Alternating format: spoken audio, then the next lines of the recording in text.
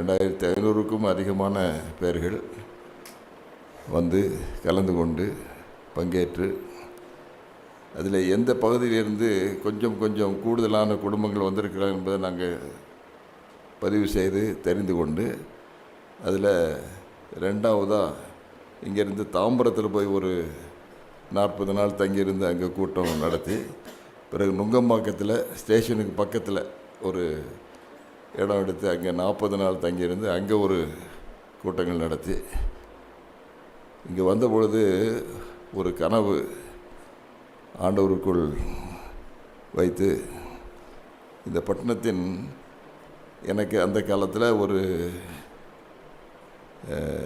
9 ரூபாய்க்கு season ticket வாங்கலாம். பீச்சிலிருந்து தாம்பரம் வரைக்கும் ஒரு மாதம் எங்கேனாலும் போகலாம், எங்கேனாலும் இறங்கிடலாம், எப்போனாலும் போகலாம், எத்தனை தடவை வேணாலும் போகலாம். என்னை மாதிரி அந்த மின் ரயிலில் ஏறி இறங்கினவே இருக்காது. பகல் முழுதும் மற்றவங்களாவது வேலைக்கு போவாங்க, சாயங்காலம் வருவாங்க, வீட்டுக்கு போயிடுவாங்க. நான் காலையிலேருந்து ராத்திரி வரைக்கும் ஏறுறது இறங்குறது ஒவ்வொரு ஊர்லேயும். விசுவாசிகள் அங்கங்கே இருந்தாங்க, கூட்டத்துக்கு வர்றவங்க அங்கங்கே இருந்தாங்க, எல்லோரையும் பார்க்குறது. அப்போ எனக்கு ஒரு பெரிய ஒரு ஆசை, ஒவ்வொரு ஸ்டேஷன்லேயும் இறங்கின உடனே நமக்கு ஒரு சபை இருக்கணும். இந்த மாதிரி அவங்க பாட்டு பாடி ஆண்டவரை ஆராதிக்கிறதுக்கு ஒரு வசதி இருக்கணும். இன்றைக்கு அந்த கனவை நிறைவேற்றுறதுக்கு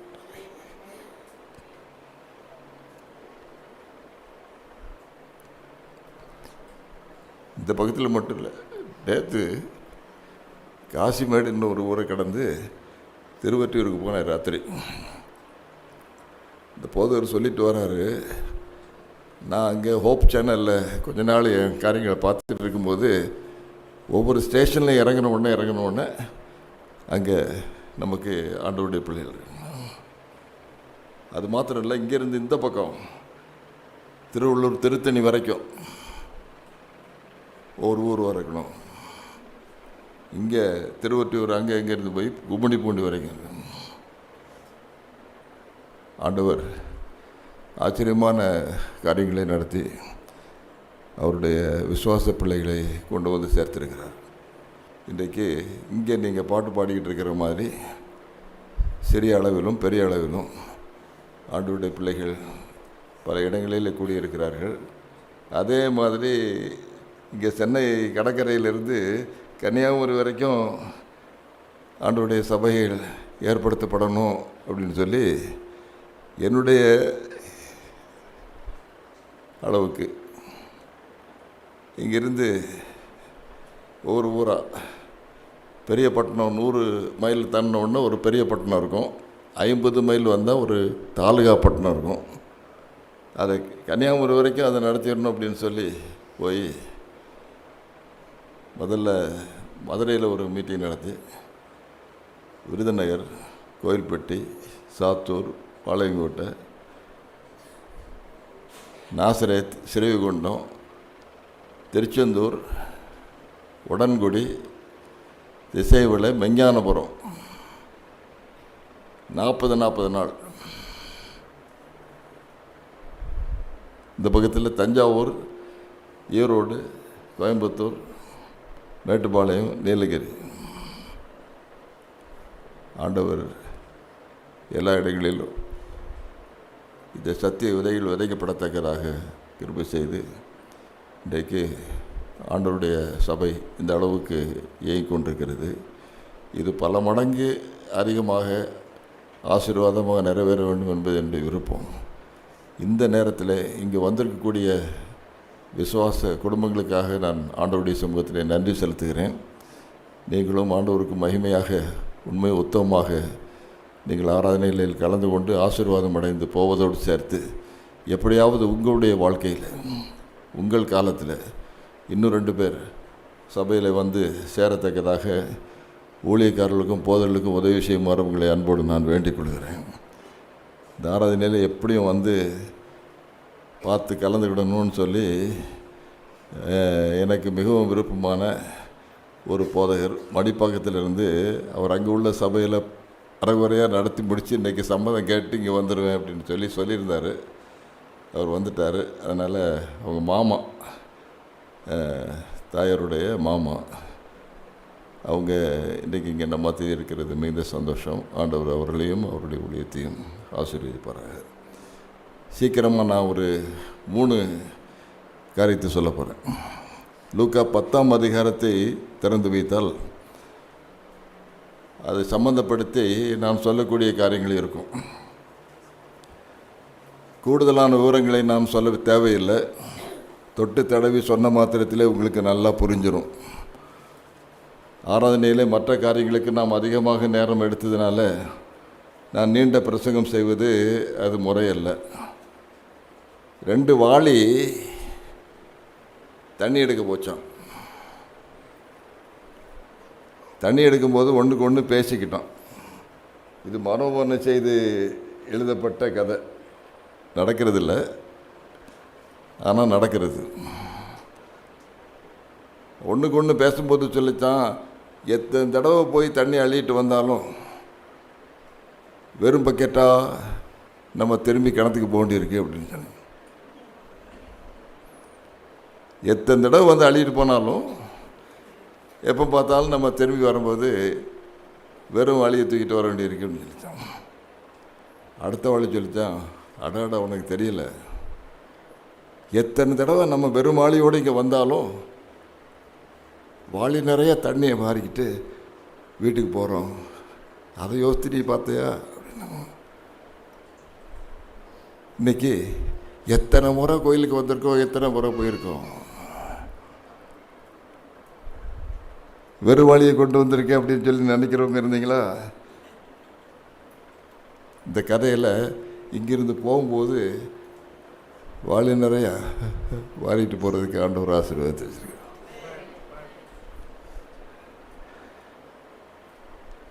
இங்கே அருண்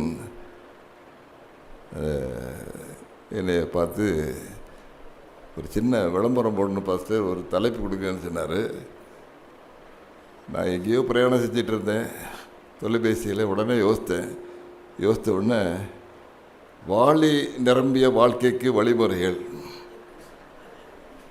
அப்படின்னு ஒரு தலைப்பு கொடுங்க. இது எல்லா ஊருக்கும் போகிறதில்ல, அதனால் போதகர் வில்பாட் அவர்கள் இங்கே கோடம்பாக்கத்தில் டாக்டர் ஜான்சன் அவர்கள் நடத்துகிற சபையில் வந்திருக்கிறாங்கன்னு சொன்ன உடனே கொஞ்சம் கூர்மையாக கவனிச்சிக்கிட்டு இருப்பாங்க. அவங்களுக்கு ஏற்ற மாதிரி ஒரு தலைப்பு கொடுப்போம், ஏற்ற மாதிரி ஒரு பாட்டு பாடுவோம், ஏற்ற மாதிரி காரியங்களை நடத்துவோம்னு சொல்லி வந்தோம். இங்கே வந்து 2 பேர் ஆண்டவருடைய சமூகத்துக்கு வந்தார்கள். எப்படி ஆண்டவருடைய சீஷர் குழுவிலே பேதுரு, யோவான், யாக்கோபு 3 பேர் கொஞ்சம் நெருங்கின சம்பந்தம் உள்ளவங்களாக இன்னர் சர்க்கிளில் இருந்தாங்களோ, அதே மாதிரி ஆண்டவருக்கு ஏராளமான சீஷர்கள் இருந்தார்கள். அந்த சீஷர் கூட்டத்தில் அவருக்குன்னு பிடித்தமான கொஞ்சம் பேர் இருந்தாங்க. அதில் இன்னொரு 3 பேர் யாருன்னு சொன்னால் மார்த்தாள், மரியாள், லாசர். என்ன குடும்பம், என்ன ஊர், என்ன ஒரு பராமரிப்பு, என்ன ஆண்டவர் பேரில் அவருடைய சமூகத்தில் வரணும் என்ற ஆசை. 2 பேர் அக்கா தங்கச்சி. ஆண்டவர் அவ்வப்போது அந்த வீட்டில் வந்துட்டு போனால் கொஞ்சம் ஸ்ட்ரெஸ் குறையுது, உடலுக்கு ஏற்ற ஏதோ ஒரு உணவு கிடைக்குது. வனாந்தரத்துலேயும் அங்கேயும் இங்கேயும் அலைஞ்சு தெரிஞ்சு கூட்டத்துலேயும் அதில் எதிரையுமா செஞ்சிட்ருக்கிற நேரத்தில் இந்த வீட்டுக்கு வந்துட்டு போனால் ஒரு ஆலமரத்தடியில் நிழலில் வந்துட்டு போன மாதிரி இருக்கு அப்படின்னு சொல்லி ஆண்டவர் அப்பப்போ வந்துட்டு போகிறார்.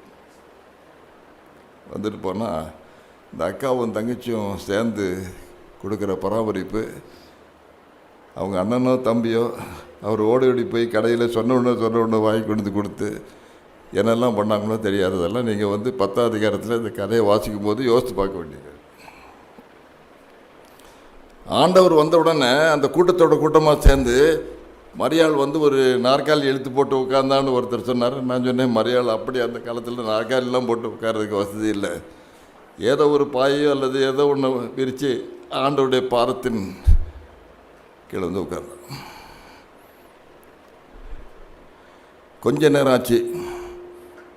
சமையல் அறையில் 100% வேலை முடிச்சுட்டு தான் இருக்கிற நேரத்தில் ஆண்டவர் வந்தார்.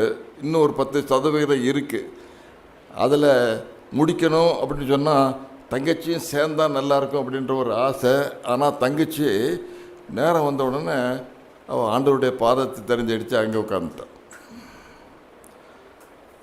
அப்போது சில சமயத்தில் முக்கியமான ஒரு போதகர் வந்திருக்காரு, உங்கள் வீட்டில் உள்ள ஐயா வந்து போதகிட்ட பேசிகிட்டு இருக்கார், அவர் வந்து எனக்கு செய்ய வேண்டிய உதவி ஒத்தாசை 1-2 செஞ்சால் நல்லாயிருக்கும் அப்படின்னு சொல்லி அவருடைய கவனத்தை இழுக்கிறதுக்கு அந்த அம்மா அங்கேருந்து அப்படி சுற்றி அந்த ஜன்னல் வழியாக லேசாக எட்டி பார்த்து ஒரு முறைச்சிட்டு அப்படி போவாங்க.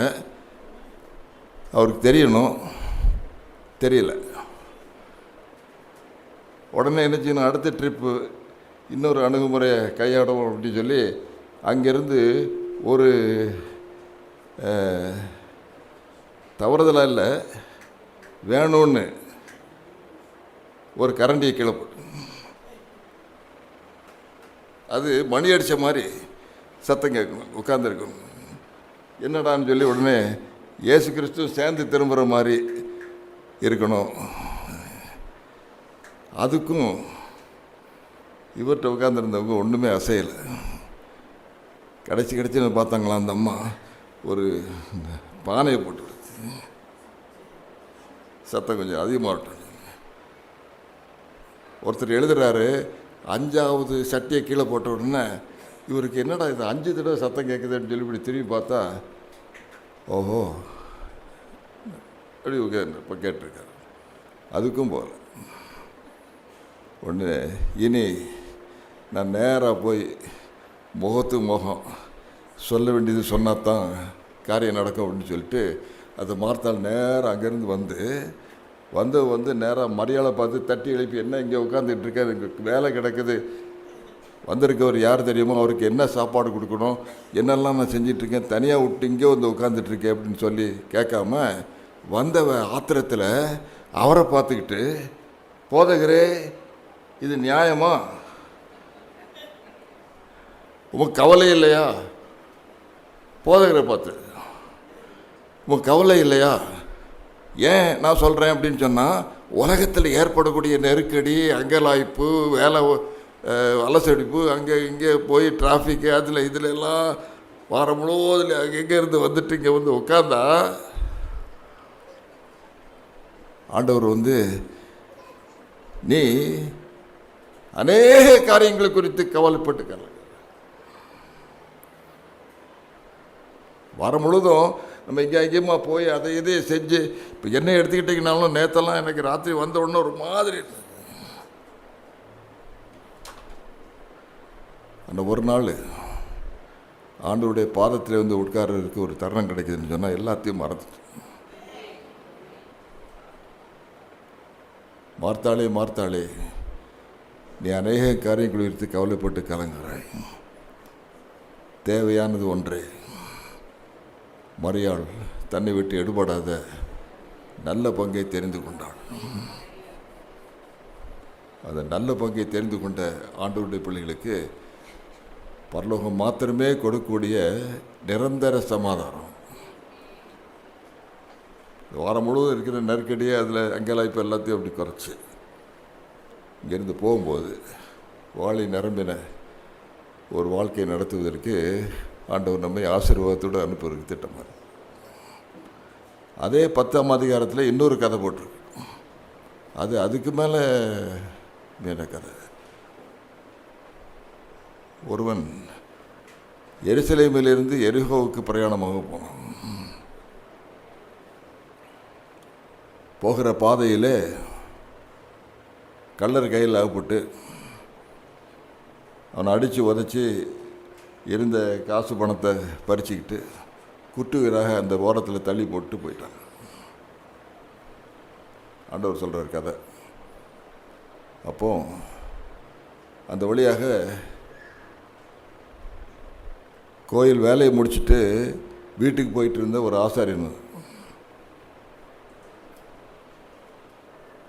வேற யாரும் இல்லை, ஒரு பாஸ்டர், வேற எங்கேயும் போயிட்டு வரல, ஆலயத்தில் போய் பிரசங்கம்லாம் பண்ணி முடிச்சுட்டு ஆசீர்வாதம்லாம் கூட்டிகிட்டு வீட்டுக்கு போகிறார். வீட்டுக்கு போகிற பாதையில் குட்டுகிற கிடந்து இந்த மனுஷனை பார்த்து இப்படி திரும்பிட்டு போயிட்டாராம். ஆண்டவர் கதை சொல்கிறார், நான் இல்லை. அவர் மனசில் என்ன சொல்லிட்டு போனாராம், இதை என்னை மாதிரி ஒரு போதவர் யோசிச்சுட்டு சொல்கிறாரு. என்ன சொல்லிட்டு போனாராம், நான் இவ்வளோ நேரம் 8 மணி நேரம் 10 மணி நேரம் வேறு எந்த செஞ்சுட்டு இருந்தேன், கடவுளுக்கு தான் எல்லா சேவையும் செஞ்சுட்டு நான் வீட்டுக்கு போயிட்டுருக்கேன், இப்போ போயிட்டு நம்ம இந்த மனுஷனை பார்க்குறதுக்கு எனக்கு நேரம் இல்லைன்ட்டு போயிட்டாராம். இந்த 2 வாழி கதை எப்படி எப்படி நடக்குது, எப்படி எப்படி நம்ம வாழ்க்கையில் அலமோதுது, அலசடிப்படுறோம், என்ன தீர்மானத்தை எப்படி நம்ம பொருத்தனையோடு செய்யணும், செய்கிறது தான் முக்கியம் வாழ்க்கையில். அப்போ தான் முக்கியம். அதுதான் வாழ்க்கை, நிரம்பின வாழ்க்கை, பரிபூர்ணமான வாழ்க்கை என்கிறதை தெரிந்து கொள்வதற்கு ஏதுவாக இன்னொருத்தர் வர்றார். அவர் லேவியானா, அவர் கோயிலில் வேலை செய்கிறவர் தான்.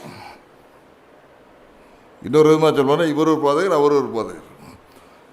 இவர் அந்த வழியாக வந்தாரோம். வந்த உடனே இவர் இந்த பக்கமாக திருப்பினார், அவர் அப்படின்ட்டு அந்த பக்கம் திருப்பி போயிட்டார்.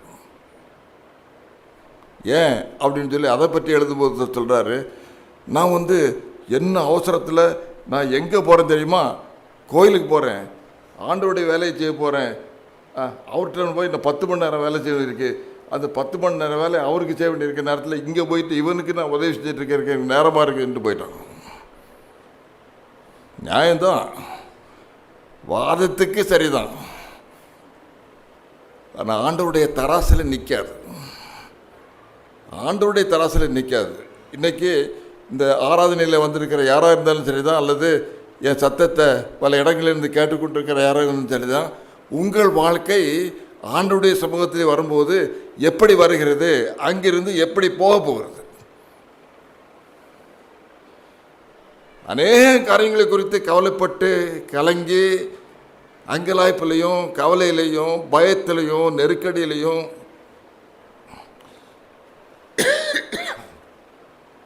வருத்தப்பட்டு பாரம் சூக்கிறவர்கள் நீங்கள் எல்லாரும் என்னடைக்குவார்கள், நான் உங்களுக்கு இளைப்பாறுதல் தருவேன்.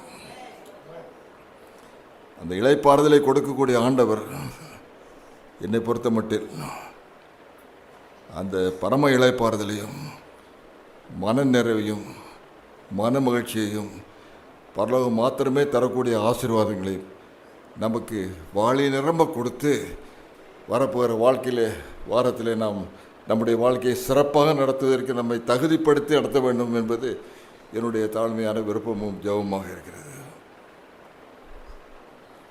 நல்ல சமாரியன் வந்தபோது அது வாசித்து பாருங்கள். இந்த கதை, அவன் கழுதையிலிருந்து இறங்கணும், கழுதையில் உட்காந்துட்டு இருக்க வரைக்கும் உதவி செய்ய முடியாது. இறங்கி அங்கிருந்து அவன் கிடக்கிற இடத்துக்கு போய்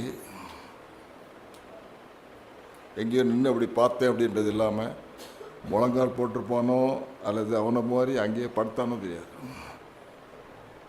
அவனை தொட்டு தடவி கழுவி சுத்தப்படுத்தி அவன் தேய்க்கணுன்னு வச்சுருந்த எண்ணெயோ ஏதோ அதை கொண்டு வந்து அவன் காயத்தில் பூசி அவனை தூக்கி எடுத்து அவன் பிரயாணம் பண்ண அந்த கழுதையில் வச்சு எங்கே போகணுன்னு நினச்சிருந்தானோ எவ்வளோ நேரம் அவனுக்கு இருந்துச்சோ தெரியாது. கொண்டு போய் சத்திரத்தில் போய் அவன்கிட்ட பேரம் பேசி ஒப்பந்தம் பண்ணி இருந்த காசெல்லாம் எடுத்து அவன்கிட்ட கொடுத்ததுக்கு பிறகு இன்னும் கொஞ்சம் பாக்கி கொடுக்க வேண்டியிருக்கு, அதை கட்டமாக தெரியலையே, அவனுக்கு இடம் கொடுக்குறதா வேண்டாமான்னு தெரியல அப்படின்னு இருக்க நேரத்தில் இவர் சொல்கிறாரு, நீ கவலைப்படாத, நான் திரும்பி வரும்போது சேர்த்து. இந்த கதையை ஒருத்தர் மனோபாவனை செய்து சொல்லும்போது, நான் திரும்ப வரும்போது, யார் நல்ல சமாரியன் திரும்ப வரும்போது எல்லாத்தையும் சரிப்படுத்திடுவேன், கொடுக்க வேண்டிய கணக்கு வழக்கு அத்தனையும் சரிப்படுத்திடுவேன், பயப்படாதீங்க. என்ன கதை? அடிப்படை என்ன அப்படின்னு சொன்னால் ஒன்று தான், தேவையானது ஒன்றே. மரியாள் தன்னை விட்டு எடுபடாத நல்ல பங்கை தெரிந்து கொண்டாள். அப்போது வாளி நிரம்புறது எப்படி, வாளி நிரம்பிய வாழ்க்கை நடத்துறது எப்படின்னு சொன்னால், கடவுளுடைய சமூகத்தில் வரணும் அப்படின்றது ஒரு தீரா பசியாக இருக்கணும். அதை மாதிரி தாகம் தீர்க்கக்கூடிய ஒரு காரியம் இருக்கக்கூடாது. வாரத்துக்கு ஒருக்கா ஆண்டுடைய சமூகத்தில் வருகிறது முக்கியம். அப்படி வசனத்தை திறந்து பார்க்கறது அதோட முக்கியம். முழங்கால் போட்டு ஜெபம் பண்ணுறது அதோட முக்கியம். இங்கிருந்து போகும்போது வரும்போது நான் என் காலையும் கையையும் என் கண்ணையும் என் பையையும் என் பணத்தையும் பொருளையும்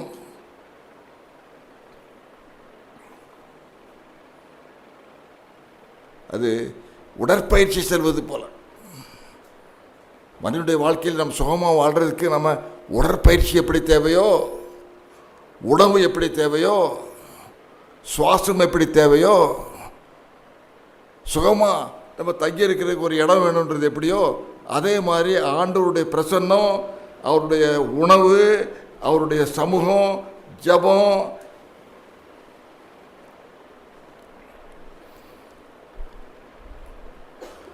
தேவையானது ஒன்றே.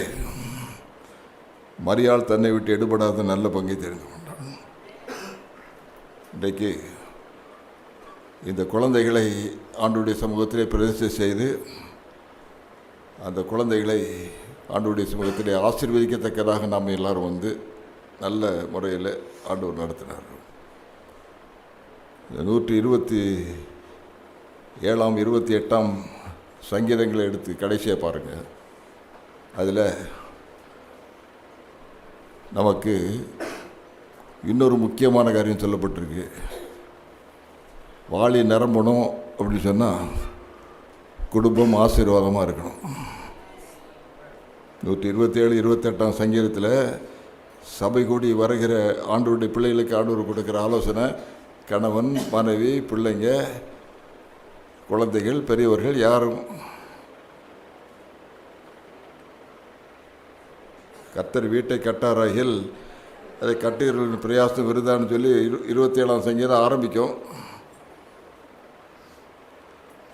அது திருமண வாழ்க்கையை பற்றி, குடும்பம் அமைக்கிறதை பற்றி ஆண்டவர் சொல்லி, அதுக்கு தொடர்ந்து இதோ பிள்ளைகள் கர்த்தரால் ஒரு சுதந்திரம். இந்த மகன் சாட்சி கொடுக்கும்போது இந்த பிள்ளைகளுக்கு இந்த வயசில் இந்த மாதிரி அறிவுகளாக வந்திருக்க ஆண்டவர். எங்கள் சபையில் வரவங்க ஒருத்தருக்கும் இந்த மாதிரி அப்படி இப்படின்றது இல்லாமல் அவங்க கல்யாணம் கட்டணும், சந்தோஷமாக வாழ்க்கை நடத்தணும், பிள்ளைகளை பெற்றெடுத்த வழக்கம் அப்படின்னு இருக்கணும், அவங்கள நீர் காப்பாற்ற ஆண்டவர் சொல்லிட்டு இருந்தேன். இதோ பிள்ளைகள் கர்த்தரால் வரும் சுதந்திரம், கற்பத்தின் கனி அவரால் கிடைக்கும் பலன். பிள்ளைகள் சுதந்திரம், சொத்து, சம்பத்து, பரிசு. அதுதான் பைபிளில் போட்டிருக்கு பரிசு. ஒரு பரிசு கிடைக்குது அப்படின்னு சொன்னால் அந்த பரிசை எப்படி வாங்குவோம்? அப்படி வைக்குவாங்க. பரிசு கிடைக்குது அப்படின்னு சொன்னால் அதை பத்திரமா வாங்கி, நன்றியோடு வாங்கி, அதை பத்திரமா பாதுகாத்து, அதை அப்பப்போ பார்த்து மகிழ்ச்சி அடைகிறது தான் பரிசு. இதோ பிள்ளைகள் கர்த்தருடைய சமூகத்திலிருந்து பெற்றோருக்கு கிடைத்த பரிசு, கற்பத்தின் கனி.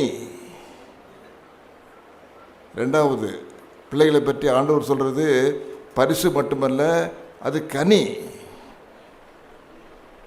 கனி அப்படின்னா நாக்கில் தண்ணி வருதா?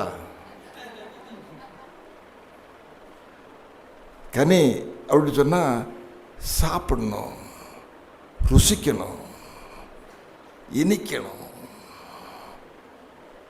தித்திப்பாக இருக்கணும். அந்த பிள்ளைகளை கற்பத்தின் கனி ருசிக்கணும். எப்படி ருசிக்கிறது அப்படின்னு சொல்லி வந்தால் யார் எப்படி அந்த குழந்தைய வச்சுருக்க போகிறீங்கன்னு தெரியல. இன்னும் கொஞ்சம் வளர்ந்தா பொம்பளை பிள்ளைகள் பரவாயில்ல போல போட்டோம், அது பையங்களாக இருந்தால் பார்க்கணும், தூக்கி போடுவார். பிள்ளைகள் நம்மளை தூக்கி போடாமல் இருக்க போகிறீங்க. ருசிக்கணும். கற்பத்தின் கனி அவரால் கிடைக்கும் பலன் அனுபவிக்கணும். என் வாழ்க்கையில் எனக்கு 2 பிள்ளைங்க பிறந்தாங்க. நேற்று ஒரு போதர் கேட்டனாரு, இத்தனை இடத்துல நீங்கள் 40 நாள் நீங்களே பாஸ்டர், உங்கள் வீட்டம்மா என்ன பாஸ்டர் நினச்சாங்க? நான் இன்றைக்கி அந்த ஆண்டோட ஜோம் பண்ணிகிட்ருக்கேன்.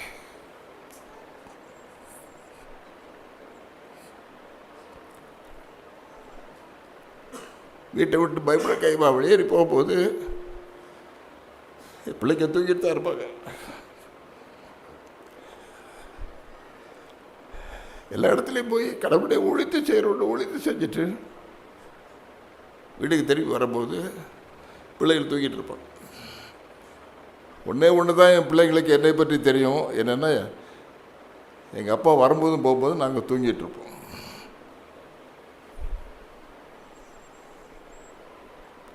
என் வாழ்க்கையில் எந்த ஒரு ஊழியக்காரரும் அப்படி இருக்கக்கூடாது.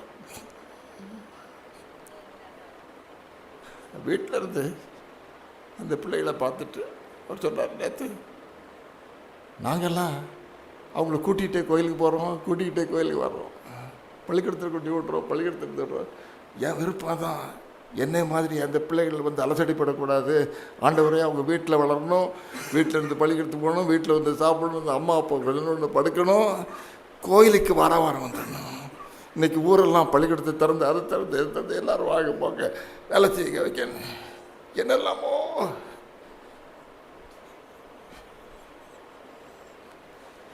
நிறையா அப்படி ஒரு திட்டங்களை கொடுத்து ஓரளவுக்கு இன்றைக்கு அந்த போதட்ட சொன்னேன்.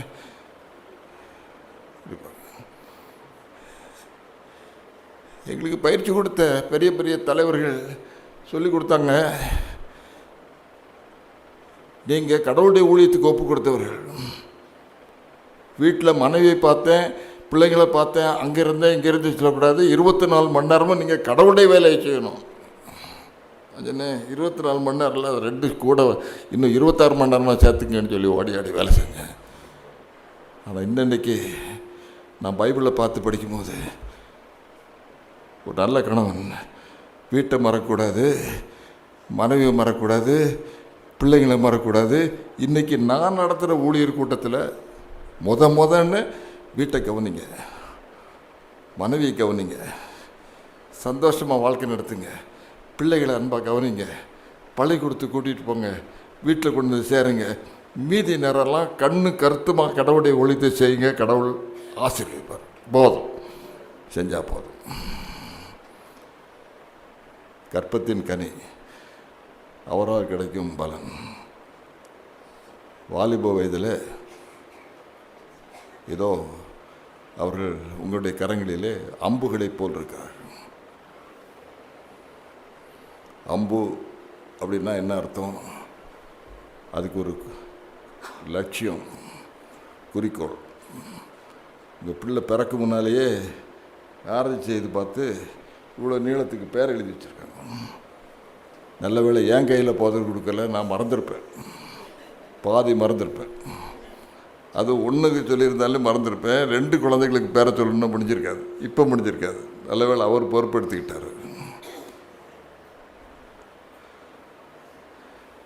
பிறந்த உடனே இருக்கு.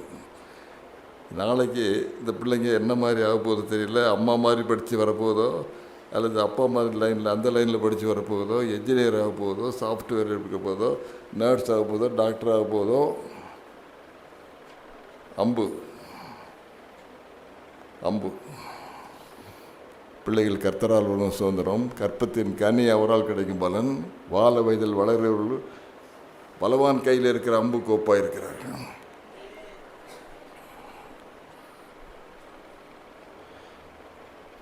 இதோ மனைவி என் ஓட்டுரங்களில் கனிதரும் திராட்சை கொடியை போல் இருப்பாள். உன் பிள்ளைகள் பந்தியை சுற்றிலும் ஒலிவ மர கன்றுகளை போல் இருப்பார்கள்.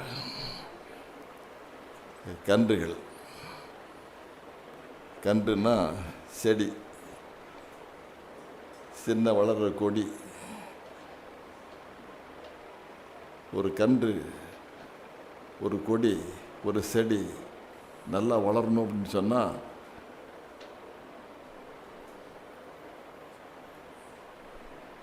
இப்படியே வளர்ப்போம். செடியை, கொடியை, சின்ன கன்றை. வருத்தமாக இருக்கும்.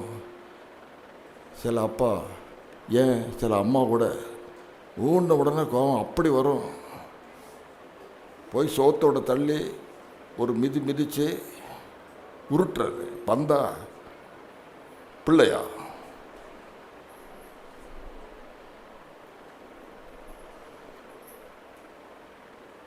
உன் பிள்ளைகள் பந்தியை சுற்றிலும் ஒலிவ மர கன்றுகளைப் போல் இருப்பார்கள். பத்திரமா வளர்க்கணும், பத்திரமா வளர்க்கணும். இந்த செடி கொடியை வளர்க்குறது நீங்கள் பார்த்துருக்கீங்களா? நான் கிராமத்திலே வளர்ந்துவேன். எங்கள் அப்பா அம்மா கிராமத்தில் சபைகள் நல்லா தெரிஞ்சிச்சு. தென்பகுதியில் அங்கே ஊழியக்காரர் இருந்தாங்க, அங்கே தான் வளர்ந்தோம் நாங்கள் எல்லாரும். அப்போ எங்கள் அம்மா எதுக்கு எடுத்தாலும் எங்களுக்கு ஏதாவது ஒரு கடையில் போய் காய்கறி வாங்கிட்டு வர்றதுக்கு இருக்காது, நல்லா ஏதாவது செடி கொடி போடுவாங்க. சின்ன கோழி குஞ்சு வளர்ப்பாங்க, ஆட்டுக்குட்டி வளர்ப்பாங்க, ஏதாவது வளர்ப்பாங்க.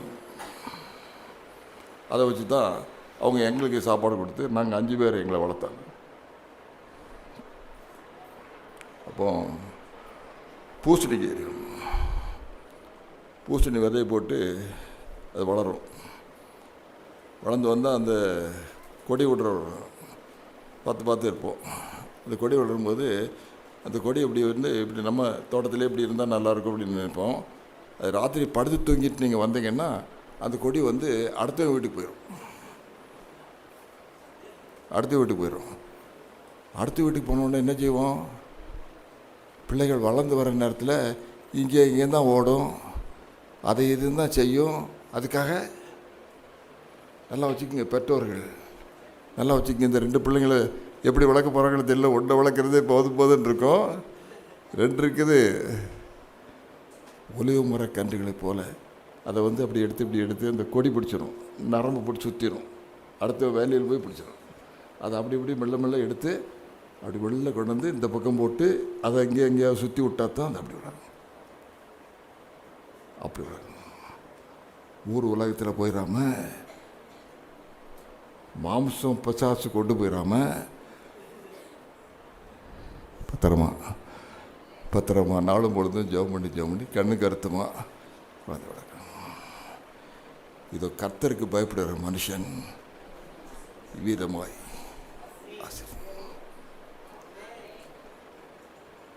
வாழ்க்கை வாளி நிரம்பின வாழ்க்கையார். கர்த்தருக்கு பயப்படுகிற மனுஷன் இவ்விதமாய் ஆசீர்வதிக்கப்படுவான். என் வாழ்க்கையில் எனக்கு கொடுத்துருக்கிற விசுவாச குடும்பங்கள் இன்றைக்கு எவ்வளோ ஆசீர்வாதமாக இருக்கிறாங்க. வாளி நிரம்பி வழியுது, ஊராக நிரம்பி வழியுது. அந்த ஆசீர்வாதம் ஆண்டவர் கடல் போல வச்சிருக்கார். அவர் வாளியை கொண்டு அள்ளிட்டு போனாலும் அங்கே குறையாது. இன்றைக்கு ஆலயத்துக்கு வந்த ஆண்டவருடைய பிள்ளைகள் ஆசீர்வாதத்தோட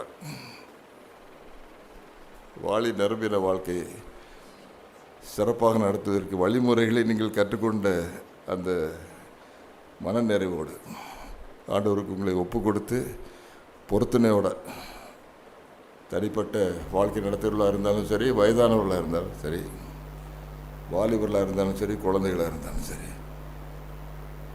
கர்த்தருக்கு பயப்படுகிற சந்ததியாக நாம் இந்த உலகத்திலே வாழ்ந்து அவர் வரும்பொழுது அவருடைய ராஜ்யத்தில் நாம் எல்லாரும் குடும்பமாக சேர்ந்து வாழும்படியான வாய்ப்பை ஆண்டவர் நமக்கு தரட்டும்.